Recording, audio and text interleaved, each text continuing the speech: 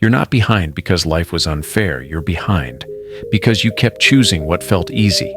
Every time you avoided starting, you didn't protect yourself from pain. You trained yourself to stay stuck without even realizing it. You knew what needed to be done. You just kept finding reasons not to do it, and over time, those reasons started feeling logical. This story isn't here to motivate you, and it's not here to comfort you either. It's here to expose a habit you keep defending, even though it's quietly costing you your future. If that makes you uncomfortable, good, because this story is about responsibility, not excuses. Somewhere in the quiet American countryside, there was a long dirt road cutting through empty fields and broken fences. A man named Earl lived beside that road. He had spent his younger years working farms, lifting loads, fixing fences, doing the kind of work that leaves your hands rough and your back tired. Now he moved slower, not just because of age, but because stopping had slowly become his routine. Rest felt earned, and staying still felt safe. Earl often stared at the hills beyond the fields. He believed there was a better life on the other side, quieter, freer, untouched by his past mistakes. Thinking about it felt harmless. Planning the journey felt responsible. So he planned for years without taking a single step. And without noticing, planning became his excuse to never begin. One morning, Earl packed an old travel bag and stood at the edge of the road. He stood there longer than he should have. Then he looked down and muttered, "Not today." Not today became next week became next year. The road stayed open, but Earl stayed where he was. That afternoon, a younger farm worker passed him on a truck. "Where you headed?" the man asked casually. "Beyond the hills," Earl replied. The worker laughed, not cruelly, just honestly. "That's a long road for someone starting this late."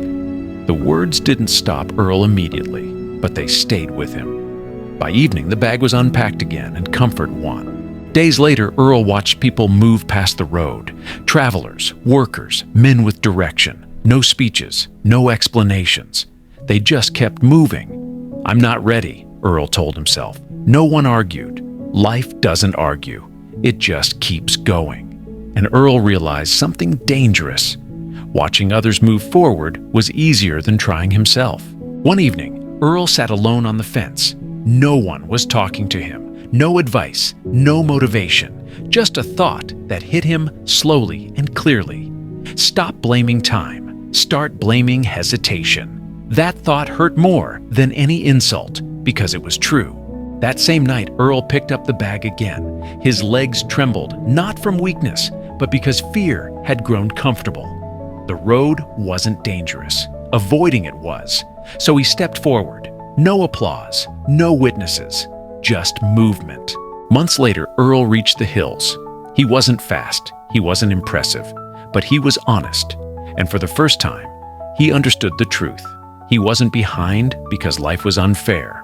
He was behind because he kept choosing fear over responsibility. Here's the truth you usually avoid. Waiting for tomorrow is self-betrayal. Planning without action is fear pretending to be smart. And slow progress, no matter how slow, will always beat standing still on purpose. Stop blaming time. Stop blaming circumstances. Stop pretending you're stuck. You're not behind in life. You're just avoiding the first step. And now, listen carefully. If this story hit you, if even one line made you uncomfortable and you still scroll away without subscribing, then this isn't about the algorithm. It's about you avoiding commitment again. You don't miss growth because of lack of content. You miss it because you refuse to stay consistent with what helps you. So don't save it for later. Don't tell yourself, "I'll subscribe someday." Either take responsibility now or keep pretending you didn't hear the truth. Subscribe, not for this channel. For the version of you that keeps saying, "I'll start tomorrow."